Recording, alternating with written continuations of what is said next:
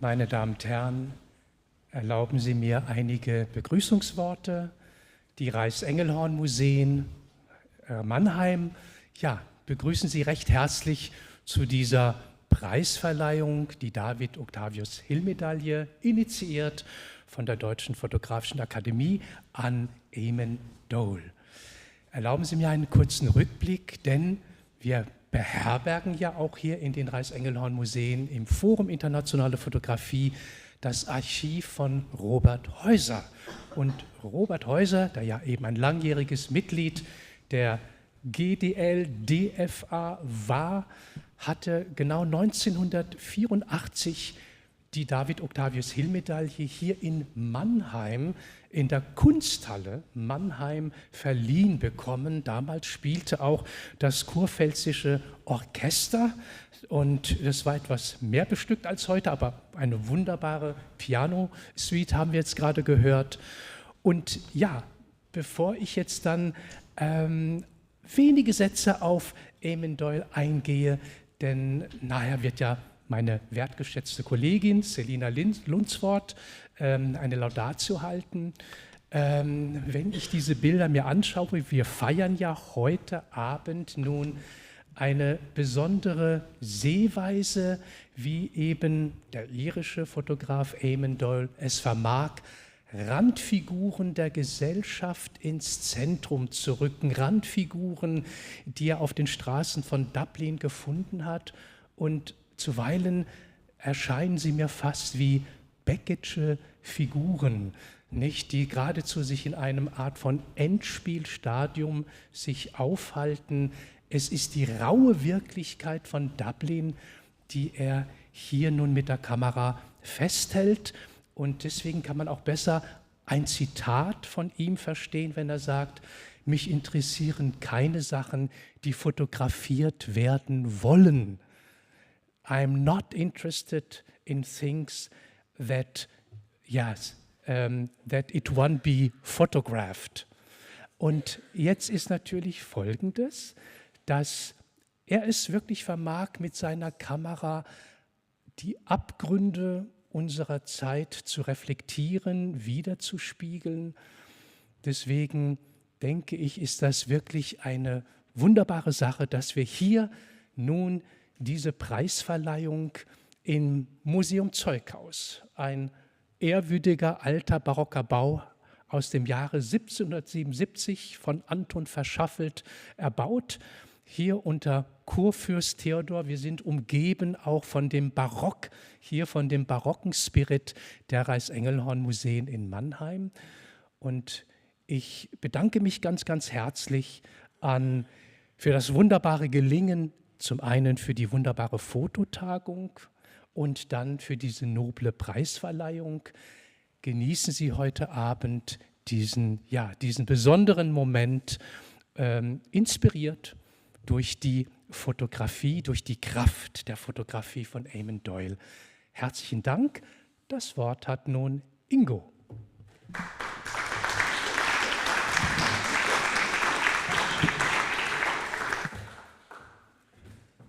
Ja, vielen Dank, Claude Sui, dear Eamonn, dear Celina, dear members, ladies and gentlemen, meine sehr verehrten Damen und Herren. I'm switching now first to German and then later to English, so I'm more safe in German. In einem dreijährigen Rhythmus vergibt die DFA, die Deutsche Fotografische Akademie, die David-Octavius-Hill-Medaille als Kunstpreis und als ihre höchste Anerkennung, Auszeichnung an einen Fotografen oder Fotografin, deren oder dessen Werk eine bedeutende Stellung in der Entwicklung der künstlerischen Fotografie einnimmt. Und aufgrund der Pandemie haben wir die letzte Preisverleihung 2019 während der 100-Jahr-Feier, der eine oder andere wird sich noch daran erinnern, vergeben. Und die Liste der Preisträger, einen hat Claude schon gesandt, die Liste der Preisträger ist beachtlich, um nur hier wenige eben halt der 41 Preisträgerinnen und Preisträger zu nennen. 1957, in meinem Geburtsjahr, ging die Medaille an Albert Renger-Patsch. Wir haben heute auch schon Bilder wieder gesehen. 1967 an Paul Strand. 1972 an Regine Rehlang. 1984, du hast es erwähnt, Robert Häuser. 1999 an Dieter Apelt. Und jetzt kommen wir in die 2000er Jahre. 2002 Alex Webb. Und in den Zehnern, da haben wir an sich eigentlich relativ zügig in diesem Rhythmus vergeben. 2012 an Gabriele und Helmut Nothelfer und Hansi Müller-Schorb. 2015 an Vivian Sassen und zuletzt 2019 an Ute Mahler und Werner Mahler und jetzt 2024 an Eamonn Doyle. Diesen Teil hatte ich eigentlich eingespart, weil ich dachte, ich muss jetzt nicht etwas dazu sagen, wer David-Octavius-Hill gewesen ist. Dann habe ich aber ein bisschen rumgefragt und habe festgestellt, wer war denn das? Und daran sei jetzt ganz kurz nochmal erinnert, dass David-Octavius-Hill sich als Maler ausbilden hat lassen und mit der Fotografie kam er 1843 in Kontakt. Er bediente sich ihrer, um die zahlreichen Personen schneller festhalten zu können, die er in einem riesigen Gemälde darstellen wollte, das die Gründung einer schottischen Free Church zum Gegenstand hatte. Es wäre natürlich jetzt richtig toll gewesen, es wäre eine irische Church gewesen, eine Irish Church, aber es war eine schottische. Passt eigentlich auch, weil so viele schottische Gäste wir gerade in Mannheim und in Frankfurt beerben. Und bei seiner Arbeit wurde Hill natürlich von dem technisch versierten Robert Adamson unterstützt. Die Deutsche Fotografische Akademie verfolgt keine wirtschaftlichen Interessen, sondern ausschließlich gemeinnützige Zwecke. Sie ist keine Interessenvertretung im Sinne eines Verbandes, so wie sie unsere Gründungsmitglieder gewollt haben und wie es Gottfried Jäger in einer Akademie für die Fotografie formuliert hat. Sondern die Akademie ist eine ideelle Autorinnen- und Autorenvereinigung von Künstlerinnen und Künstlern und Persönlichkeiten, die sich die schöpferische Fortentwicklung der Fotosprache zur Aufgabe macht. Sie will kein festes Lehrgebäude errichten, etwa um verbildliche ästhetische Leitbilder zu entwerfen, sondern sie will ein geistiger Ort des Dialogs und der menschlichen Begegnung sein. Every 3 years, Eamonn, the German Photography Academy awarded the David-Octavius-Hill-Medaille as an art prize and as its highest honor to photographers whose work occupies a significant position in the development of artistic photography. I'm really delighted, and I think my colleagues also, I'm really delighted that this year award goes to the Irish photographer Eamonn Doyle. Congratulations.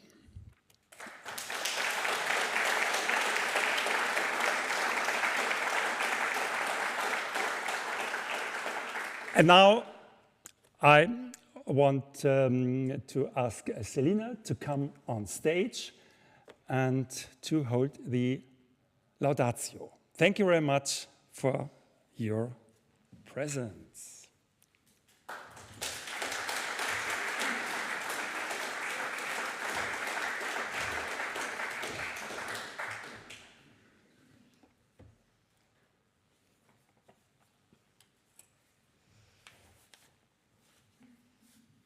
Guten Abend euch allen. Ist gut, jetzt besser.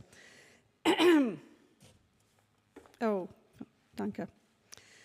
So, es freut mich sehr, diese Möglichkeit heute auf Englisch über Eamonn Doyle zu reden. You can see the texture of sound held within the tightly wound spiral on the surface of a threaded coil of time. And you can see all of its time at the same time. This is a quote from Niall Sweeney, a designer, collaborator, and longtime friend of Eamonn Doyle. And he's speaking about holding a vinyl LP, looking at the grooves of the record.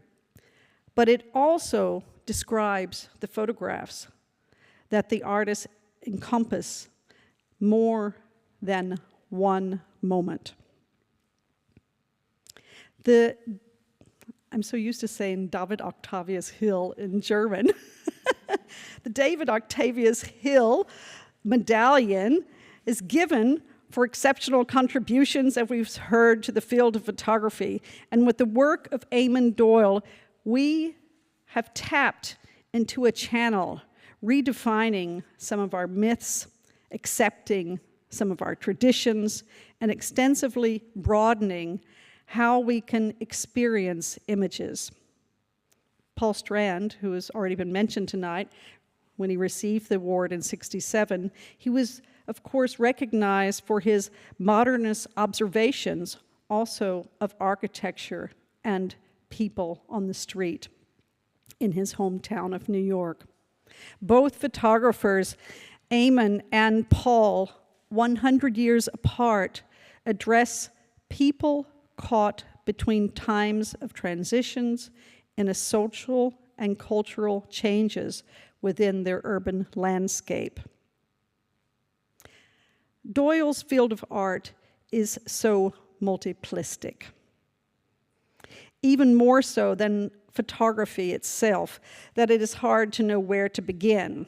Eamonn Doyle is a photographer, a painter, a producer, a musician, a DJ, a sculptor, a festival founder, and through a Dubliner, and a storyteller. Between 2014 and 2019 alone, he had 5 monographs. I want to just read one of the descriptions of one of his monographs. K. It was the book dedicated to his series K. Designed by Niall Sweeney. Music, we're talking about a book. Music by David Donahue. Print and reproduction by Marcel Meesters. 88 pages, 4 paper stocks, 48 full-color images, 4 tritone, 6 duotone black and white images, printed in papers, screen printed, and foiled gold cloth hardcover with 10-inch vinyl record inserted inside back cover, limited edition of 1,000, self-published, D1 Dublin. His books are not just about photographs. The authorship, the design, music, and many of his works all are what his artistry is about. He has made numerous videos. There are numerous exhibition catalogs and several records that he has produced and made of his art. And one example of a collected edition, his work was included in really one of my most favorite publications the last few years by artist Odette England, Keeper of the Hearth, picturing Roland Barthes's unseen photograph from Schilt Publishing. So, the David-Octavius-Hill-Medaille from the Deutsche Fotografische Akademie is Eamonn's first photographic international award. And I think we should be quite proud to have given this to him. While studying at Dunlarry College of Art and Design from 1987 to 1991, I was putting you up there with not even Strand, but Octavius Hill. Anyway, so Doyle moved from painting to photography. He began making a series of portraits in places around him, and even experimenting with collage layering of images to form mummy-like figures, standing sculptures in front of a wall of plastered photographs. These you can see in one of his books, the Mapfra book. But much of his photography since the series Dublin trilogy, which started around 2008, were made on the streets of his hometown. These observations compel us to observe the detailed layering of the city and its rawness as a whole. The split second is overgrown by time peeling off walls and buzzing in the air, by the conversations between the images, the emergence of perspectives with a distorted urban landscape, the vibrations of the place, the past, the present. Uncertainty looms. If we think of what the literature critic Raymond Williams described as the structure of feeling, the society grows amongst the archaic, the residual, the hegemonic, and the emergence of something new. Eamonn Doyle was born in Dublin in 1969. His parents met in the same building, which is now his art space.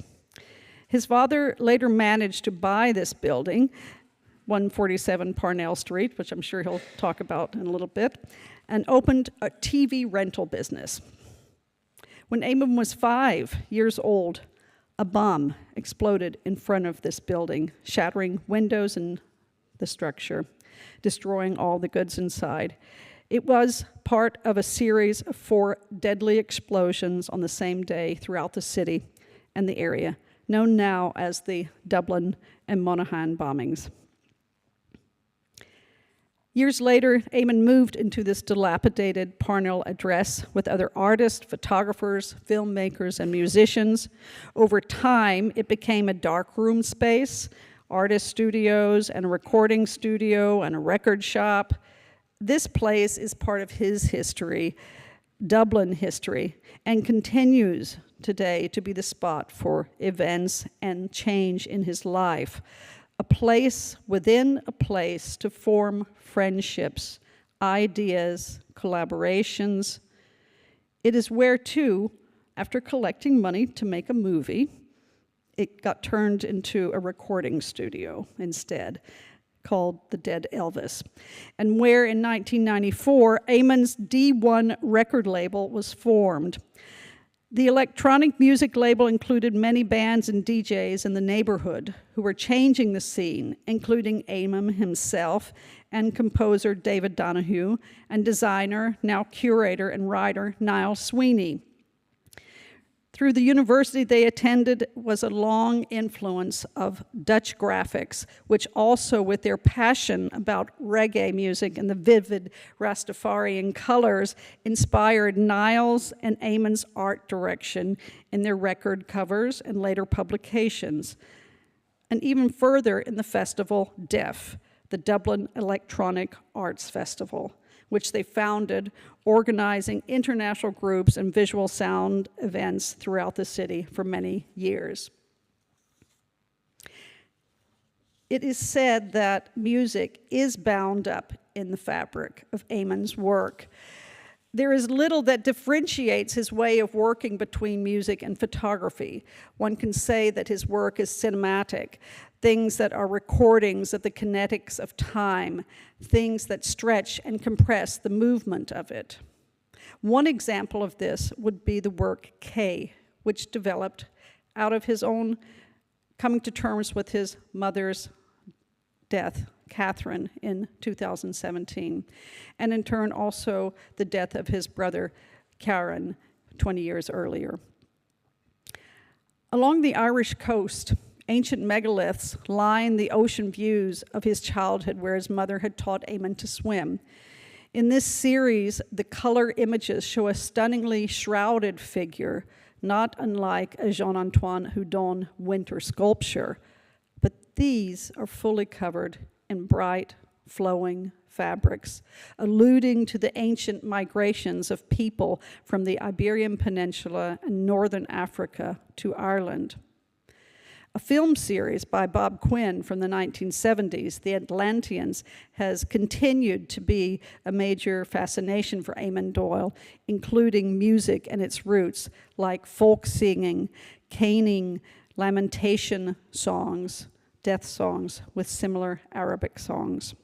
For his Series K, Eamonn produced a vinyl with the composition from Don Donahue. And this echoes in sound and visuals, it's oriental horns, transcendental electronic stretched harmonics of lamenting. If we would say that Doyle is traditional, it is in that he embraces the location. Whoops, see, it's already started. Except for me to, I don't have much more, okay? You have a, what do you call one of those things that the guitar players have down here? One of those pedals. Okay, let me go back. If we would say that Doyle is traditional, it is in that he embraces the location where he lives. Writers are also an immense source of understanding and interpreting the world around him. Samuel Beckett is a favorite, as is Paul Auster, so that the Dublin trilogy became the artist's own visual quote to Auster's New York trilogy. Auster, as is Doyle's works, are about identity and use realities as motivation for exploring the intricate methods of observation and chaos of the layers of the city. Eamonn Doyle lures us to view the world around him accumulatively and around us as interconnected.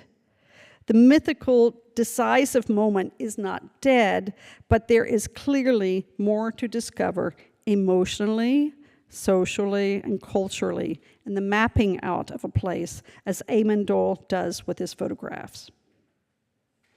Some of you were in Arles in 2016, and this was really quite a seismic excitement about his multimedia presentation of the Dublin trilogy at the 2016 Rencontre Arles. The classical exhibition space at the Espace Van Gogh was transformed into a complex and immersive installation formed by 3 of his works: the book I, the book On, and the book End. The artist and Niall commented on how these works could be seen. We travel in an ever-increasing circles, and as we go back to look to either side of us, to the future and to the past and to the beats that are yet to come, and to those which we have already danced as they pulse in circulation past us. Made in Dublin is also an amazing installation work, 9-screen choreography that Eamonn presented in Dublin first. It was the largest photographic exhibition ever seen in the town. And again, with his collaborator Niall Sweeney, and a quadraphonic composition by David Donahue with the voice and text of Kevin Barry. Part of this is also, you can see it on the website. I highly recommend it. It's quite amazing. Recently, one of his most recent reenactments of that work was taking place in Kyoto, and he's just come back from there and found it quite interesting to be able to work in a 16th century temple. Congratulations, Eamonn, for this prize. May your vision continue to make us reflect that now holds life so dear, in ancient light and in hope for another song to dance with. Congratulations.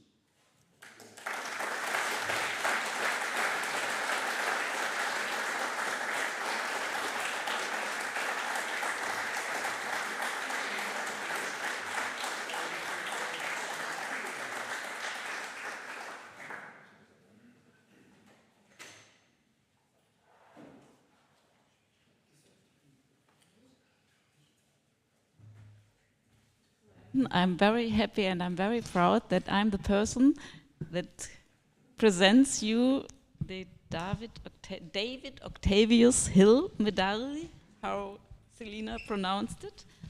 Yeah, because it's not so easy. Schieben. Ah. So it's a real 100mm lens engraved with laser by Jürgen Skriber, and you see the logo of the German Photographic Academy and your name, and you see the layer. There are 3 layers engraved, and if you look from the side, you see the portrait of David-Octavius-Hill. So enjoy. Thank you. Thank you so much.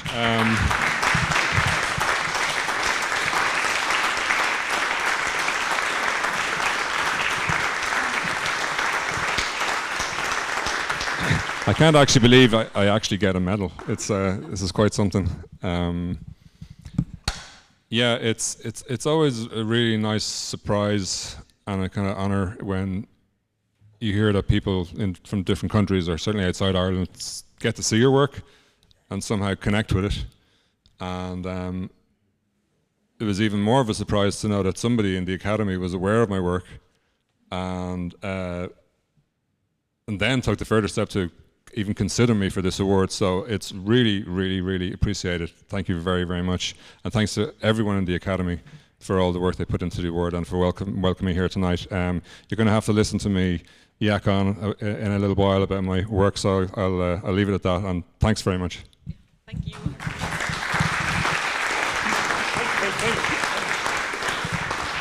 So, first, we are doing a photo. Yes? Please come on stage who are involved in the Präsidium. So, Wolfgang, please come on stage. Wir machen ein Foto. Das machen wir jetzt direkt für euch. Und Jürgen, kommst du auch noch dazu? Und wenn natürlich der Hausherr auch noch dazu kommen möchte, bitteschön. Und natürlich, Ute, wo bist du?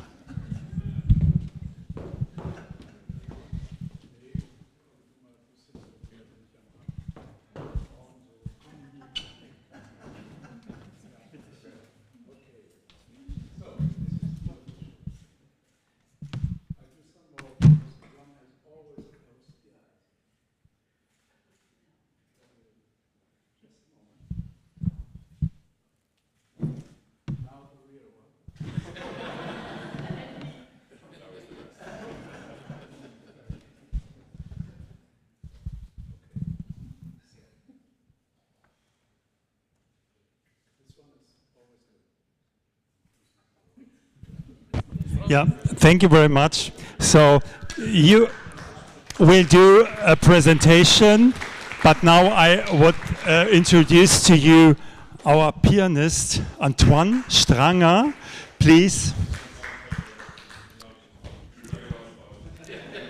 And he is playing the next, what do you say, song?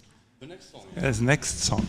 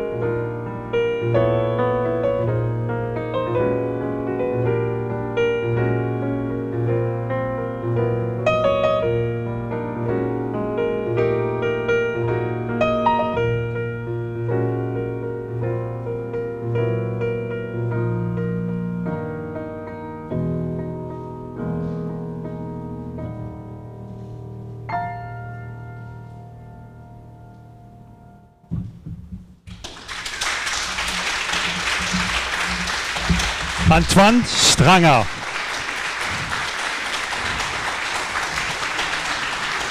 Antoine is coming back in the end of this ceremony, and now, Eamonn, your part. I guess I'm going to use this microphone here, yeah? Yeah. So, leave that back with you, because you're probably going to start.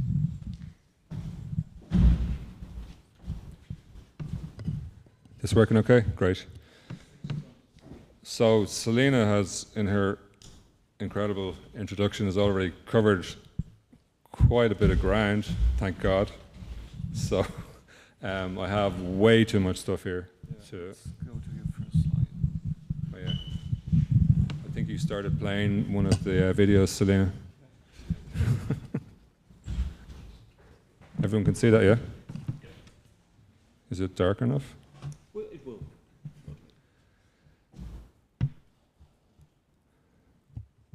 Okay, so oh, brilliant, excellent.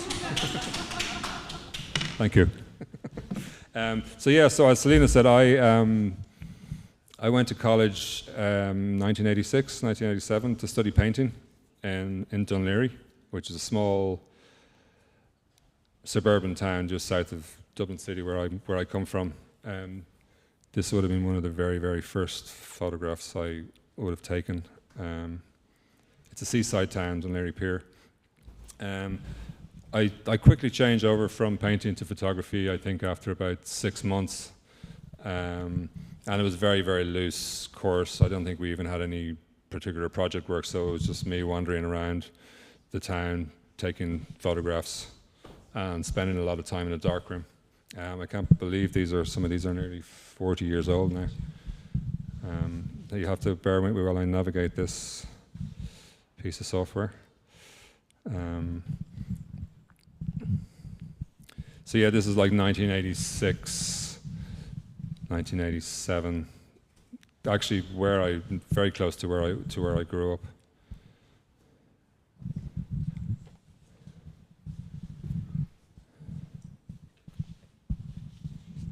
So these are all sort of first year college, wandering around. A very early college project, which actually quite interestingly connects back to some work I did in 2016. Kind of wrapping my friends up in newspapers for some odd reason. Another very early street portrait thing I did, 1987. Kind of shows sort of three of the interests that kind of developed kind of in portraiture: the idea of repetition, and then the city itself.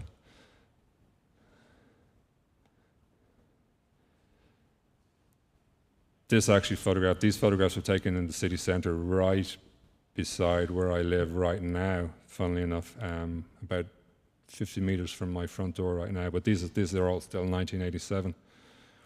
So when I left college, I did have great ideas, great plans to kind of travel the world and be, documentary photographer.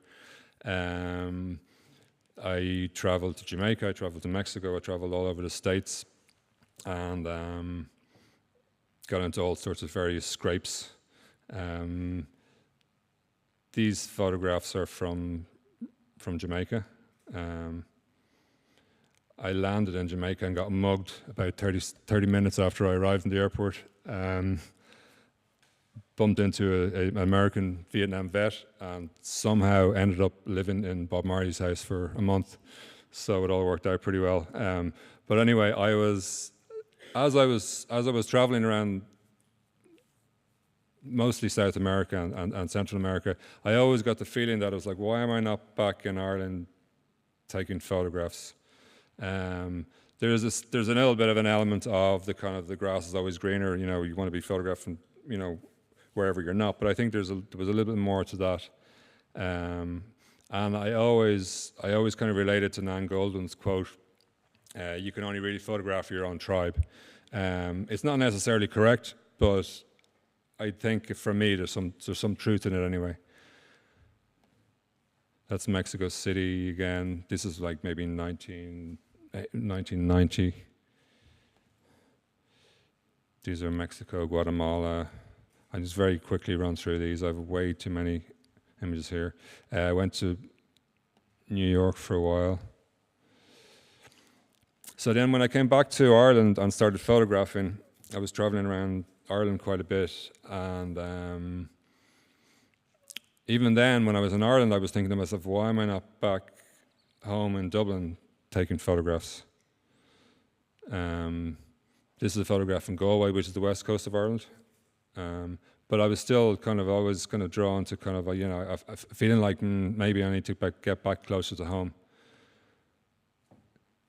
So these are the very first photographs I took in the city centre, maybe 1991, 1992, before I stopped taking photographs for about 20 years. This was our only public toilet in Dublin in 1990, and now we don't have a single public toilet. So yeah, this was the last ever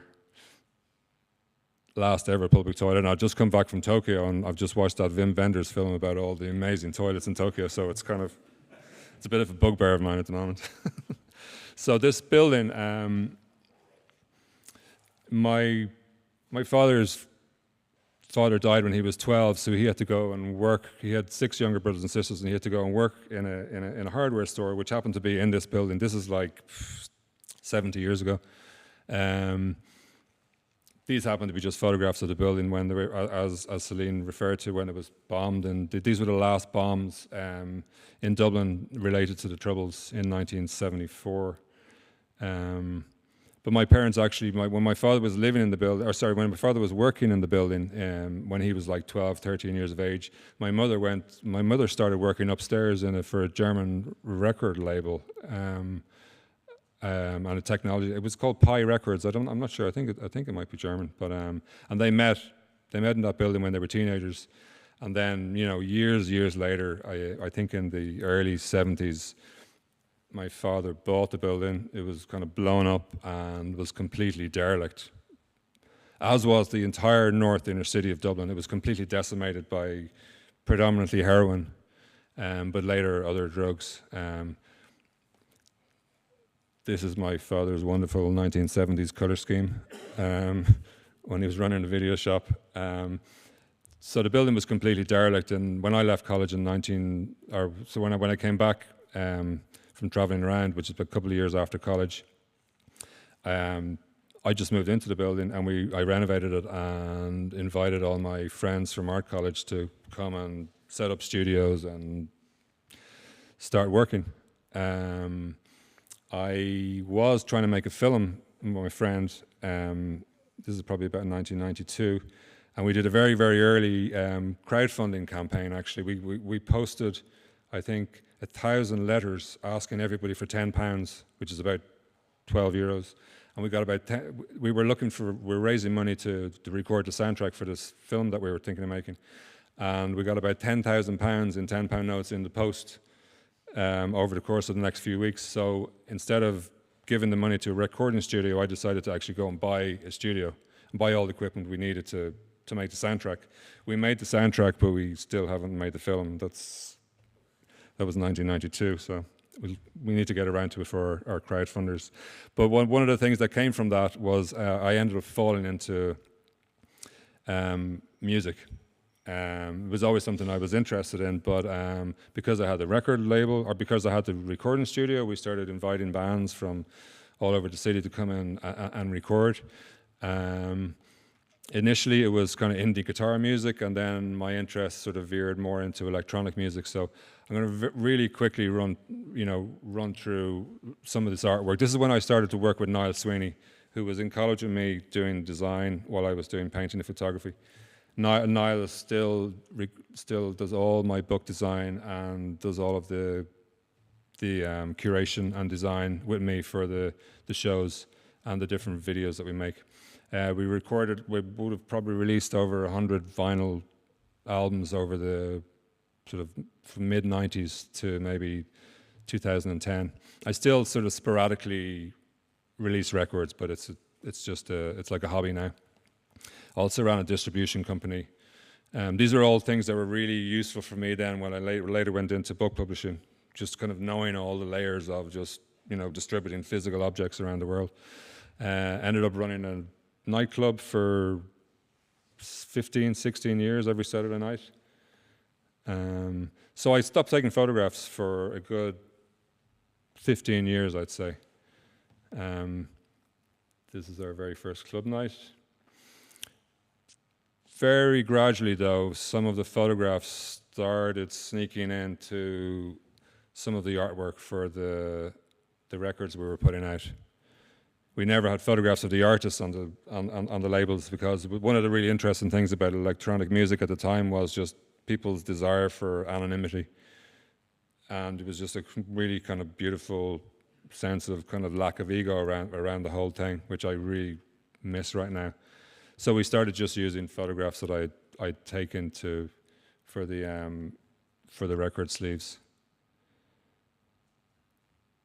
And I very sort of tentatively started picking up the camera again and going out trying to make images for the record sleeves. This is all still, I guess, 2003, 2004.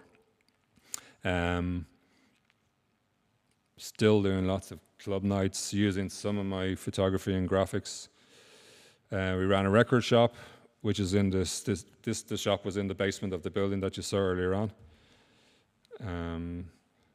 Lots and lots and lots more records. I'll quickly fly through some of these. But I really got enjoyment out of releasing physical, tangible products. But by the kind of late 90s, well, it's actually by the early 2000s, digital music had come in. People pretty much stopped buying vinyl. So one of the really nice things when I was able to move back into photography was to start producing photo books. So a lot of the enjoyment I got from releasing vinyl and the physical artifact was transferred over to actually releasing photo books. They're quite similar in many ways, except, well, photo books are a lot more expensive to produce. We ran a music festival, as Celina spoke about, for this lasted for 10 years. And this was every year we would put out a physical program. And that's when I first started getting interested in making books. So Niall and myself would design, well, primarily Niall would design the programs, but it was one of the highlights of the year for me was just getting involved in making the actual physical program. And we completely changed the design every year. For the festival, we changed the logo, we changed the whole look of it, and there'd be a different theme every year. So we were making making these books. I was taking some photographs for the catalogues. So the festival was called Deaf. I also ran a festival called Blind, which was the film festival that sort of sat alongside it. We were really interested in just the sort of physicality of all the materials we'd used, because it wasn't just about the information that was on the program. It was about the feel of it, and that's something that we tried to kind of follow through in making of the photo books. I started taking some photographs out on the street for some of the programs. This was the year when we were. The theme of the festival was Asia. There was a kind of waves and waves of for the first ever time in Ireland, we had waves of immigration into Ireland, and specifically into the area where I live. More books and records. Apologies for just flying through all this. So yeah, I think 2008 was the crash.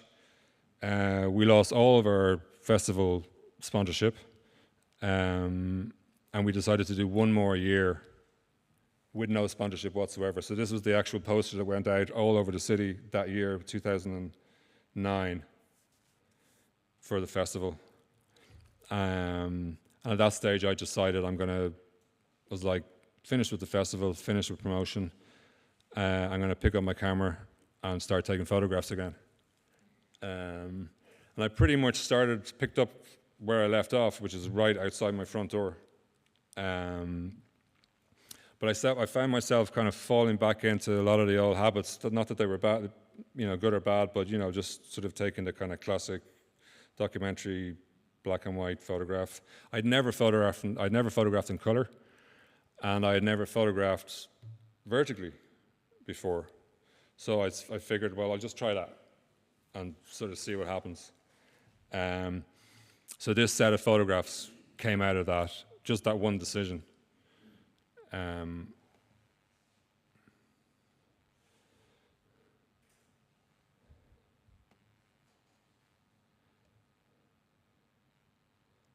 I mean, Ireland today, or well, certainly when these were being photographed, was completely unrecognizable from 30 years previously. We've been through boom and bust and massive cultural and social changes, but a lot of these characters that could have been around 100 years ago were still around at the time.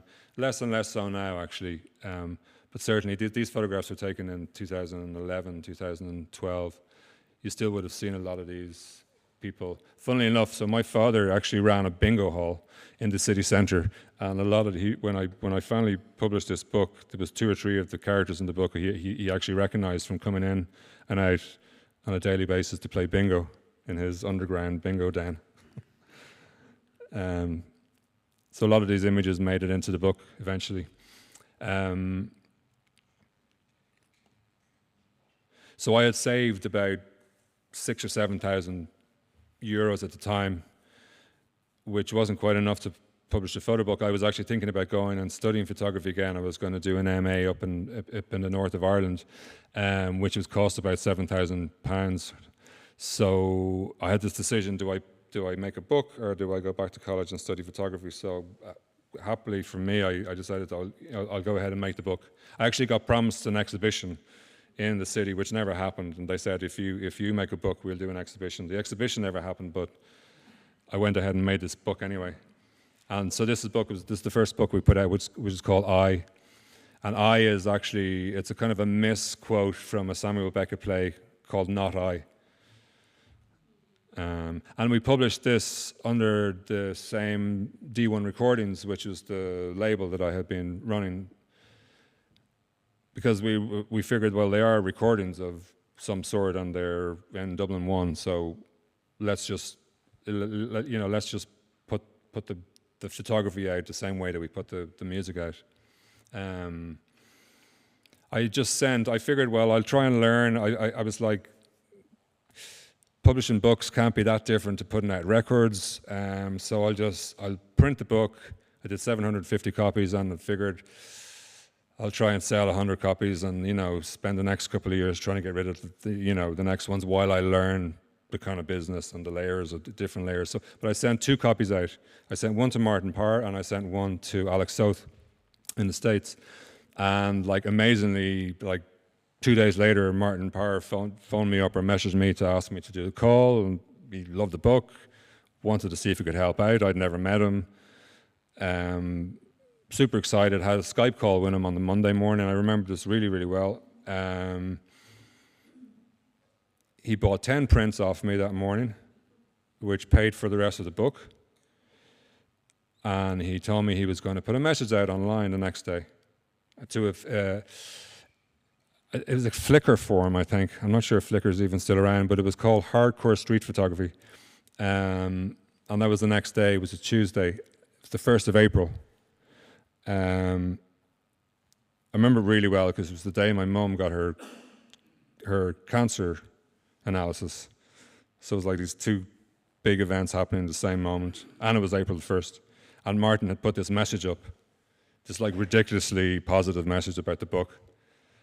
And I got a really interesting insight into the photo book world that morning.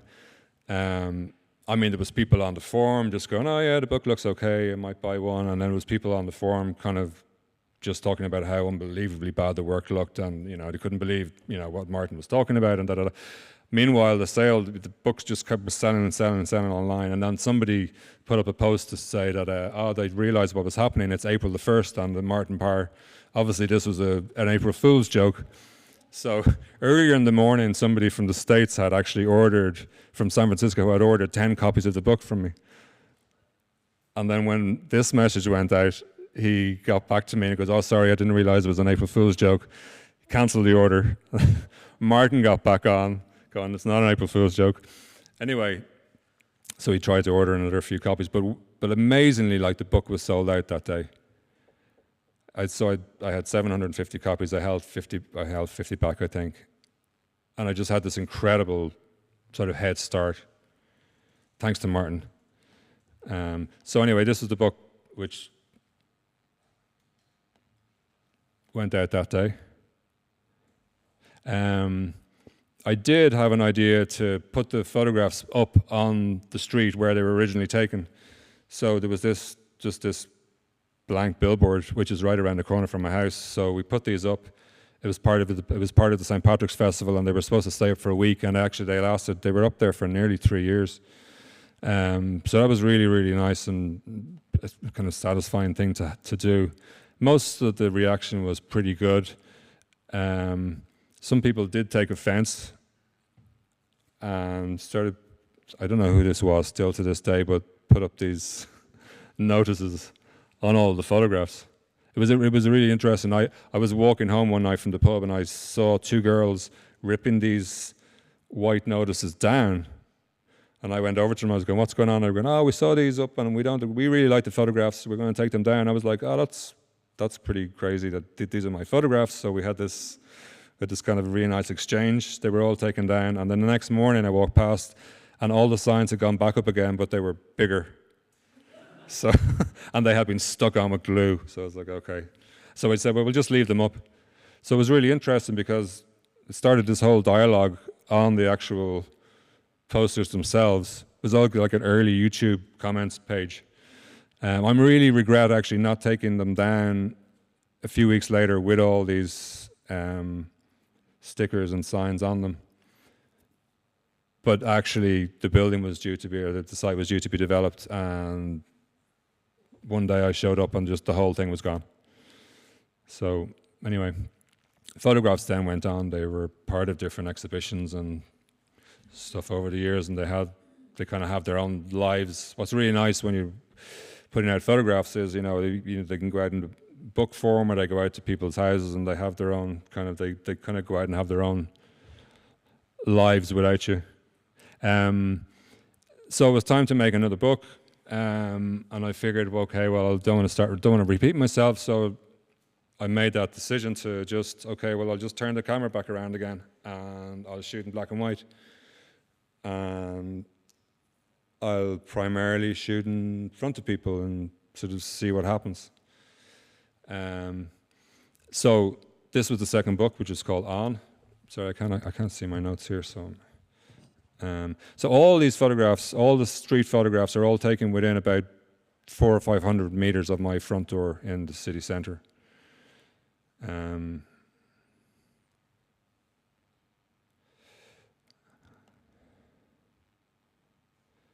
And it felt like it was interesting because I had kind of gone out with ideas of photographing the world, in the early 90s, and it was like all of a sudden the entire world had kind of flooded into Dublin. And now I was able to photograph everybody on my front doorstep.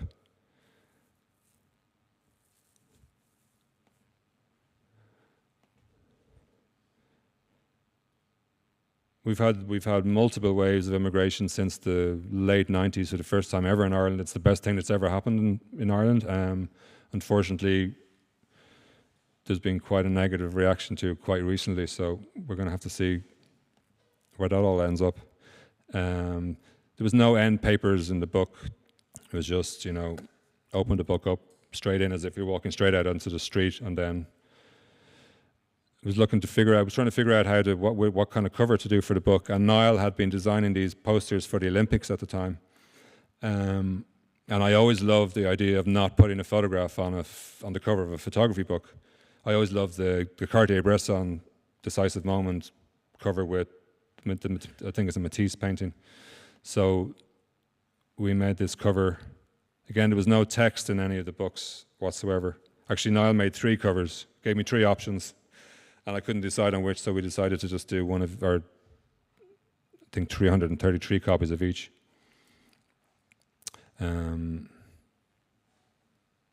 So yeah, the only text in the book was actually on the spine of the book itself.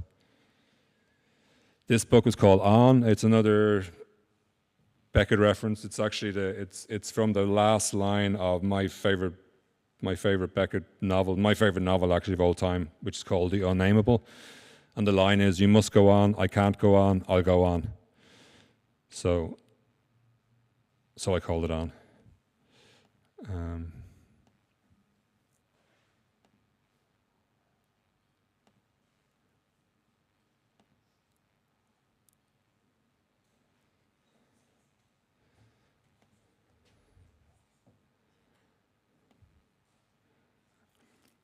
That was the last page of the book, I think. This is actually my front door, just about 2 meters. Yeah, right outside my front door. I kind of knew there was another book coming, and I felt okay. The work had already been more or less shot, so I was thinking, oh, is this actually a kind of trilogy of sorts? So there was a whole other set of images I had been taking around the same time with a kind of slightly different focus. Obviously all about color, but in a different way to the first book that I had made.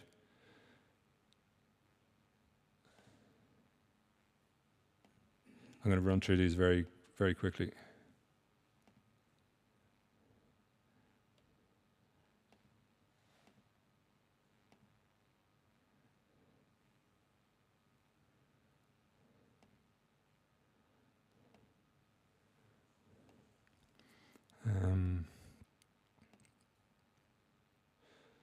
So we were getting ready to try to figure out how to put this all together in the book. So we really just, we quite literally just started with one image and started putting them together to see how the pairs and the groups would come together,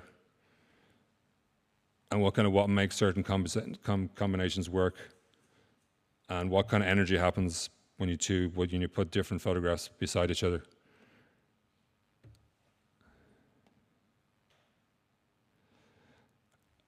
Around about the same time, I was over in Niall's office and I saw these big ink drawings that he was making just on his desk at the time. There was a few things happening. We had been invited to do an exhibition at Arles. I was thinking about making a new book, and I figured, well, if I'm going to make a new book and I'm going to do an exhibition, I definitely want Niall involved. It was the first exhibition I'd done, and I definitely wanted David, who I'd been making music with, involved. So I actually just went to Niall and I went, "Here, what are you working on at the moment?" And I went to Dave and I went, "What are you working on at the moment musically?" And we just basically put them all together. And I was just really interested to see how they would all activate each other. They weren't done in response to each other. They were just things that we were doing at the same time. This is an example of one of the drawings that I was working on. So we just started to screen print over some of my prints. And then this is the book that we did, which is called End, which was not a direct Beckett reference, but actually coincidentally stood for Eamonn, Niall and David. And it was the end. It felt like it was the end of the beginning of something that we were, just about to start. So this went out in a parallel with the show that we did in Arles. So there was 13 different kind of components, which all kind of just fell apart as soon as you open the book. And we definitely wanted to sort of break away from the classic kind of photo book, and certainly what I had been doing in my previous books. Again, there's no kind of beginning or end. You just open the book and kind of there it is. So we made a whole series of sort of Laparellos. We made some yellow books.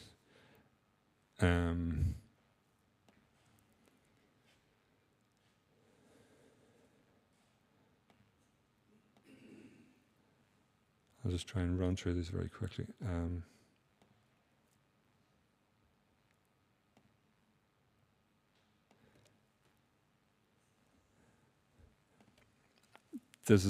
I was going to show you a video from Arles, but we don't have time. So this is the show that we did in Arles.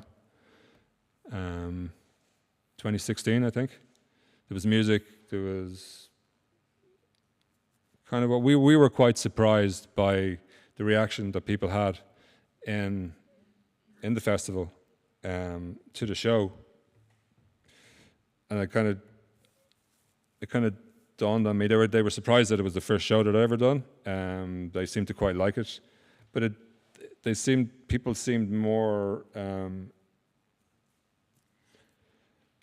not shocked, but sort of surprised by how we had put it together. And we were like, well, this is obviously the way you'd put, a show together. And we were kind of thinking, well, yeah, we've kind of been we've been creating spaces for the last 20, 30 years, in nightclubs and festivals and whatever, for people to come into and experience sound and vision and whatnot. So this just felt like the kind of natural way for us to do things, and a really nice progression. This is still quite sort of small scale, and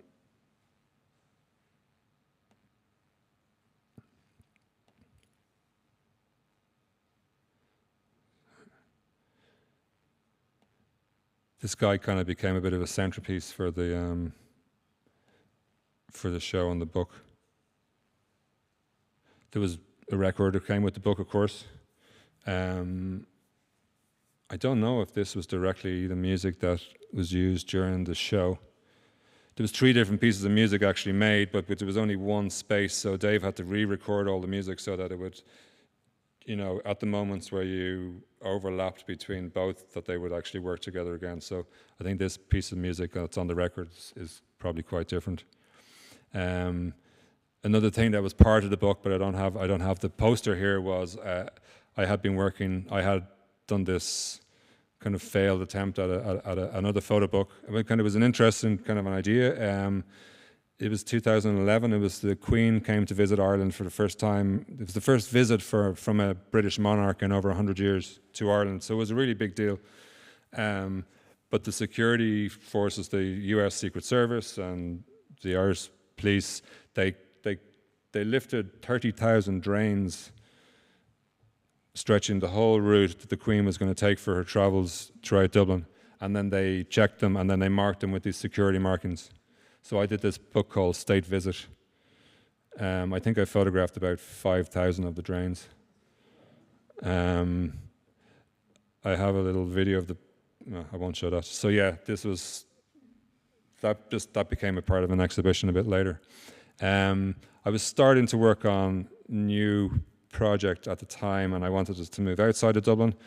I've been always interested in these set of films called the Atlantean Irish, made by a maverick Irish filmmaker in the 1970s. 3 films about the sort of ancient connections between North Africa and Ireland, and more specifically how Christianity came to Ireland. And his thesis was that it came from North Africa, originally from the Coptic Christians in Egypt, through Morocco and the Berber tribes in Morocco up into Ireland. And it's a kind of an idea that, so as well as bringing Christianity, but also brought some of the language and music and culture. And it's something that a lot of Irish musicians and artists and poets kind of instinctively suspect may have happened. But it was completely dismissed at the time. And he was sort of exiled actually from kind of Irish television at the time. And he's an old man now and lives on the west coast of Ireland. But I didn't want to go on, my idea wasn't to illustrate that idea, but just to sort of use it as a starting point to kind of do some work in that area. But at exactly the same time, a couple of things happened. My mother died. And while I was out photographing or trying to start this work, and I didn't really know what to do, and the other thing I realized was there's nobody in the west coast of Ireland, outside of the small towns. So I was kind of wandering around, photographing stones and water. But I also, one of the things I had to do was I had to go and source some slate from my mother's headstone in this famous slate quarry on an island on the south coast of Ireland. And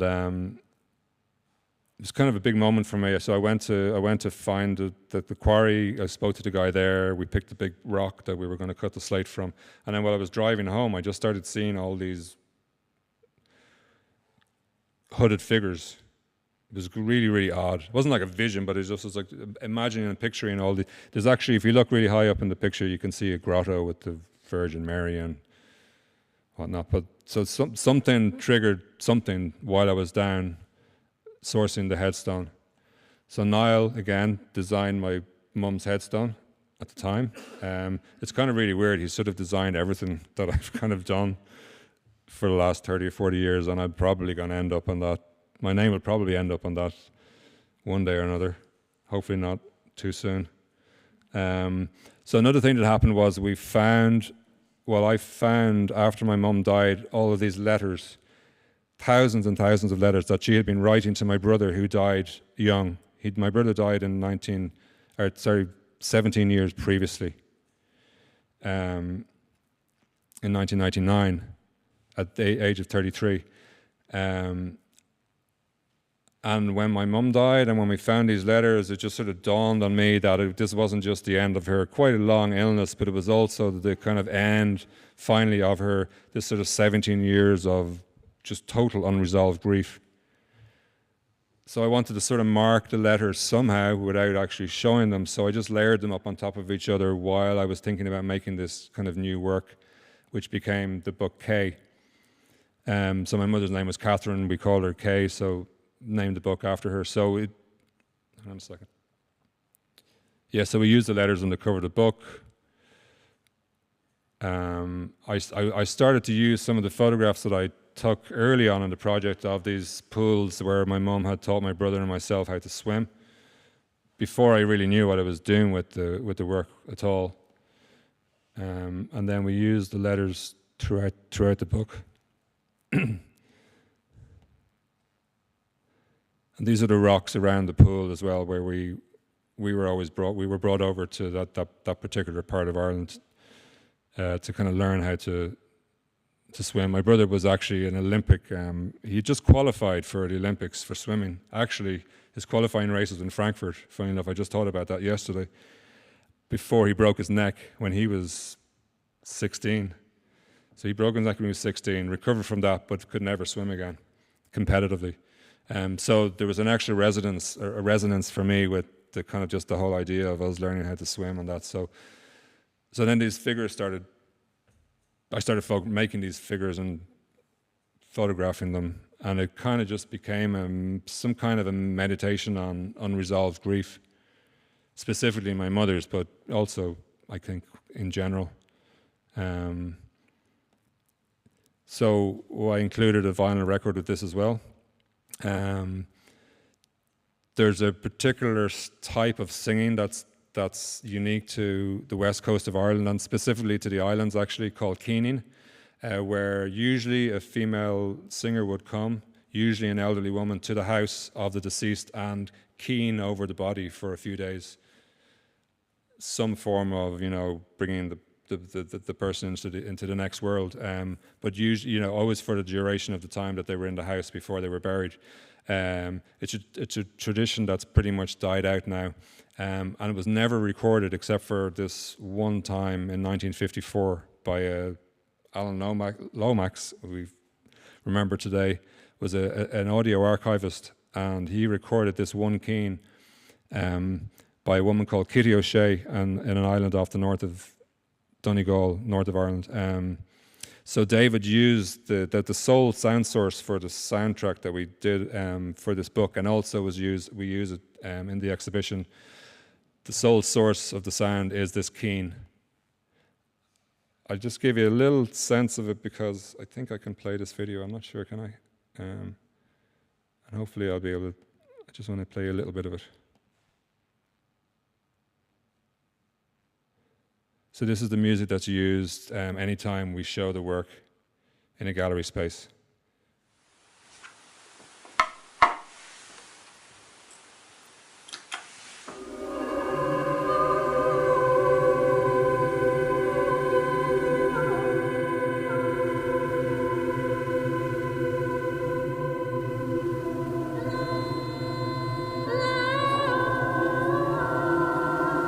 There's actually very little processing done now that I listen to the voice.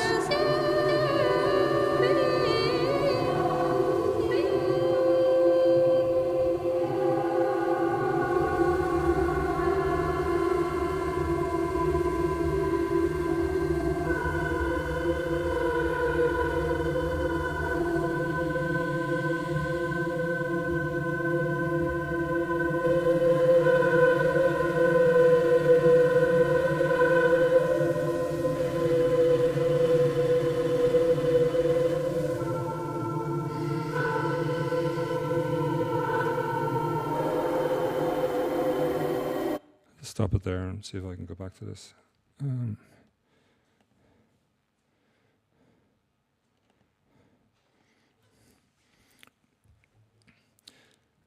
So yeah, it was really interesting because it was really interesting the way the wind seemed to completely reveal and kind of activate the figure underneath. It was the wind that was basically doing all the work with all these photographs.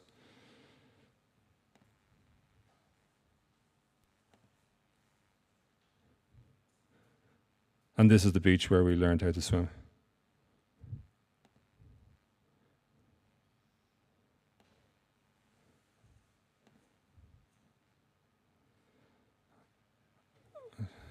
Just quickly flick through these.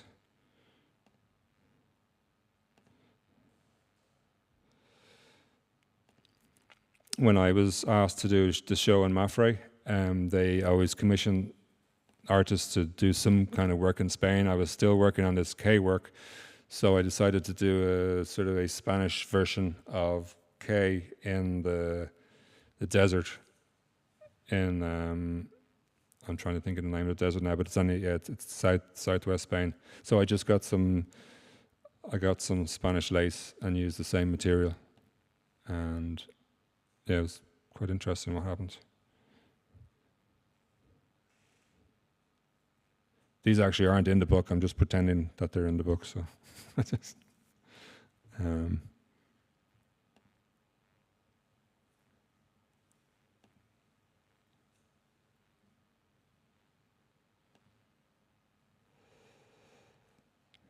another work that happened around the same time. I'm really interested in using the images in as many different kind of ways as possible. So we was commissioned to do a kind of a projection installation. It's about 10 years ago now, and it was just an opportunity for me to start working with writers, and specifically with this one writer, Kevin Barry, who's my favorite living Irish writer at the time. So we actually commissioned him to write sort of a set of sort of short vignettes about Dublin City. He'd never lived in Dublin, and he'd never written about the city. So we had Kevin's words and reading his words, and then David's music and my photographs and some of Niall's graphics, and then Niall pretty much edited this together. I don't have a proper video of the piece. But again, it was really interesting. It's a 9-piece, it's a 9-screen installation. The video is 45 minutes long, and the audio is 50 minutes long. So when it plays, and it just plays on a loop, kind of infinitely, the audio and the voice and the pictures never land together at the same time, and it's really interesting. Every time I look at it, it's a different thing happens, and it's really interesting to see.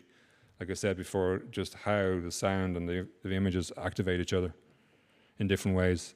And there's a little bit of I'm going to try and see if this will play. She said, "This place will endure and you will not. I play one of these. The flesh will fall from your arrogant bones.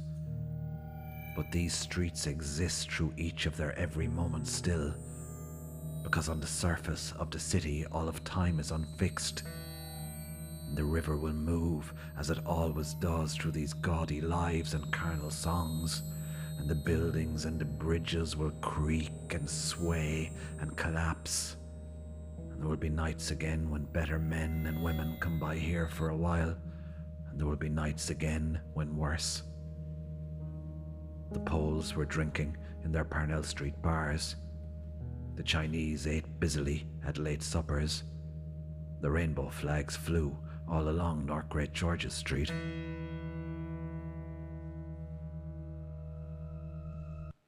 Anyway, that's like 40-50 minutes long. Hopefully we'll get to show it in Germany someday.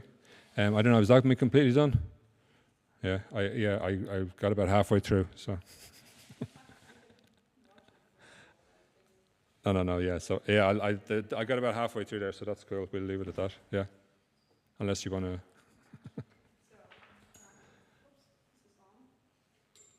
First of all, I think thank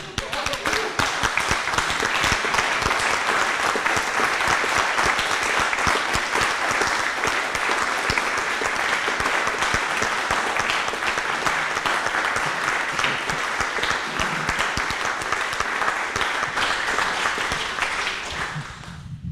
So really fantastic opportunity to have you do a run-through of these amazing projects.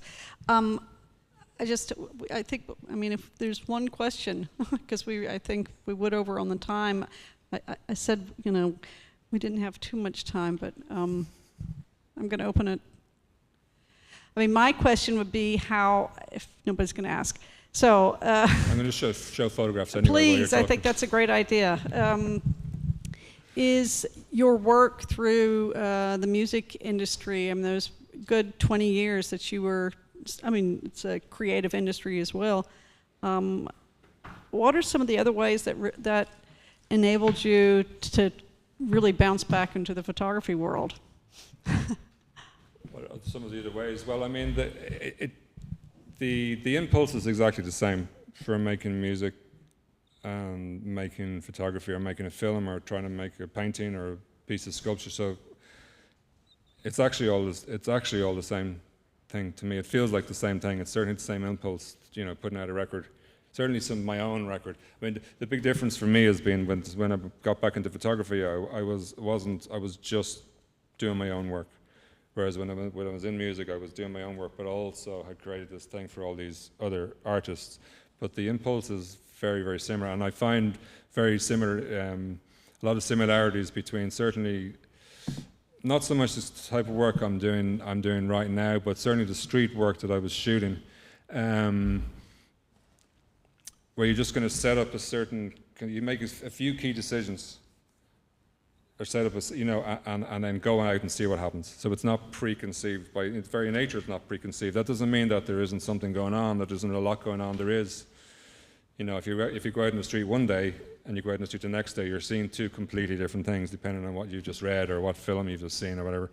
But just the idea that you'll just kind of go into a room with a band, and you know, I have a bass guitar and there'll be a drummer and there'll be somebody else with no idea what you're just about to do. And the same thing with going out onto the street. I mean, there's a lot of similarity. Well, sorry, actually, quite the opposite with painting, for example. Certainly with street photography, I always found that the differences are kind of huge. You go out onto you start when you're painting, you're starting with a blank canvas, and you're trying to fill it up. Where you go out onto the street, and you have a completely full canvas, and it's actually all about paring down and trying to pull away as much information as you can, and trying to see how little you can get away with showing, while still trying to get to the essence of maybe what it is that drew you to that moment or person or object or brick on the floor in the first place. But like I said, it's the same impulse.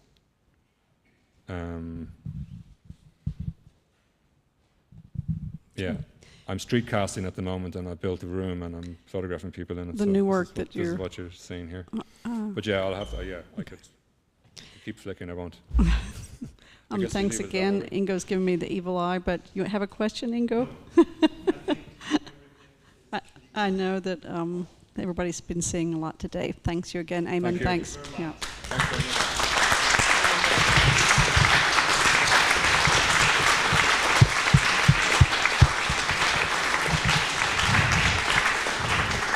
Und zum Ausklang jetzt nochmal Antoine Spranger, und zwar mit einer eigenen Komposition.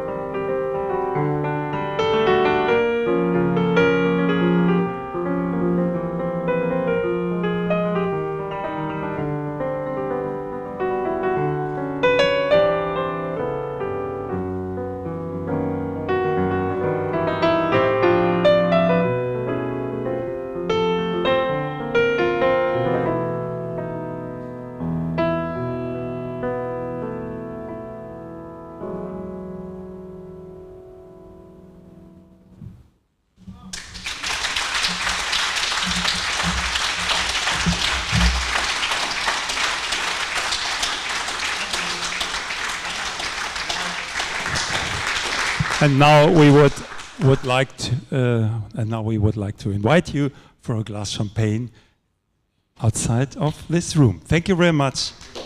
Eamonn Doyle.